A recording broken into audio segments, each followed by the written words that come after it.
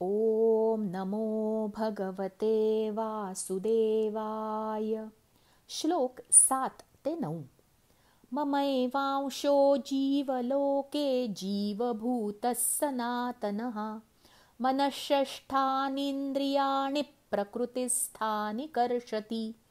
शरीरं यदवाप्नोति यच्चाप्युत्क्रात्मतीश्वरः. गृहीत्वैतानि संयाति वायुर्गन्धा निवाशयात्. श्रोत्रं चक्षुस्पर्शनं च रसनं घ्राणमेव च. अधिष्ठाय मनश्चायं विषयानुपसेवते. शब्दार्थ. या देहात असणारा हा सनातन जीवात्मा माझाच अंश आहे आणि तोच प्रकृतीत स्थित मनाला आणि 5 इंद्रियांना आकर्षित करतो. वासाच्या वस्तूतून वास घेऊन स्वतःबरोबर नेतो, तसाच देहादिकांचा स्वामी जीवात्माही ज्या शरीराचा त्याग करतो त्या शरीरातून मनासहित इंद्रिये बरोबर घेऊन नवीन मिळणाऱ्या शरीरात जातो. हा जीवात्मा कान, डोळे, त्वचा, जीभ, नाक आणि मन यांच्या आश्रयानेच विषयांचा उपभोग घेतो. भावार्थ.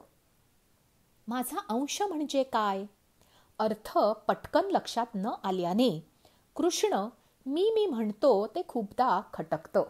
ज्याला मी मानतो तो आत्मा आहे, मी म्हणजे शरीर नाही, असा त्याचा अर्थ आहे. जीव असतो तो अनेक जन्मांच्या इच्छा, आकांक्षा, कर्म घेऊन येतो आणि त्याप्रमाणे भोग भोगतो. शरीर हे माध्यम आहे.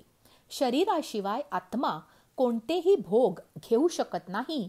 समर्थ सांगतात, मनात्वा चिरे पूर्व संचित केले, तया सारिखे भोगणे प्राप्त झाले.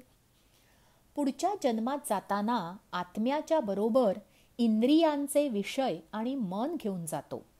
पुढच्या पिढीत सवयी, लकबी, आवडी समान असतात. पूर्वज जन्माला आले असे म्हटले जाते ते त्यामुळे. स्मृती पुसली जाते, पण काही संदर्भ क्वचित आठवतात. कधीतरी भासते की अपरिचित व्यक्तीला याआधी भेटलोय. ठराविक घटना याआधीही झाली आहे. एखादी वास्तू ओळखीची वाटते. एखाद्या व्यक्तीबद्दल न भेटताही मत चांगले नसते. ते मन घेऊन जीवात्मा नवीन शरीरात येतो म्हणूनच. पूर्वसंस्कार पुसले जात नाहीत. खूप नवीन गोष्टी आपण सहज करतो. एखादा पदार्थ खूप आवडतो, एखादा अजिबात नाही, असे होते. श्लोक 10 आणि 11. उत्क्रामन्तं स्थितं वापि भुञ्जानं वा गुणान्वितं. विमूढानानुपश्यन्ति पश्यन्ति ज्ञानचक्षुषः. यतन्तो योगिनश्चैनं पश्यन्त्यात् मन्यवस्थितं. यतन्तोऽप्यकृतात्मानो नैनं पश्यन्त्यचेतसः. शब्दार्थ. शरीर सोडून जात असता किंवा शरीरात राहत असता किंवा विषयांचा भोग घेत असता किंवा 3 गुणांनी युक्त असताही त्या आत्मस्वरूपाला अज्ञानी लोक ओळखत नाहीत. केवळ ज्ञानरूपी दृष्टी असलेले विवेकी ज्ञानीच तत्वतः ओळखतात. योगीजनही आपल्या हृदयात असलेल्या या आत्म्याला प्रयत्नानेच तत्वतः जाणतात.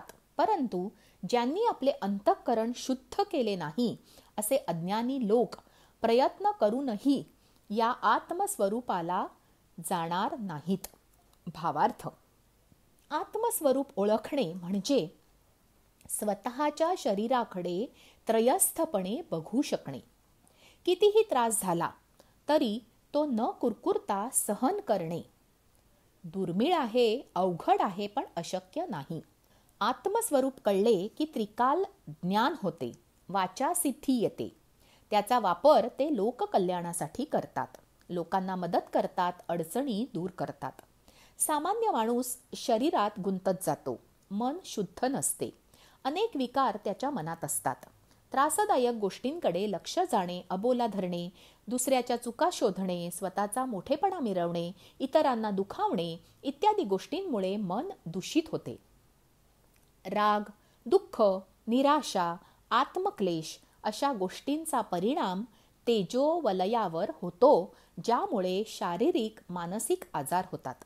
शरीर खंगत जाते, बुद्धी भ्रष्ट होते, मन उदास होते. जीव जगण्याला कंटाळतो, उमेद हरवून बसतो.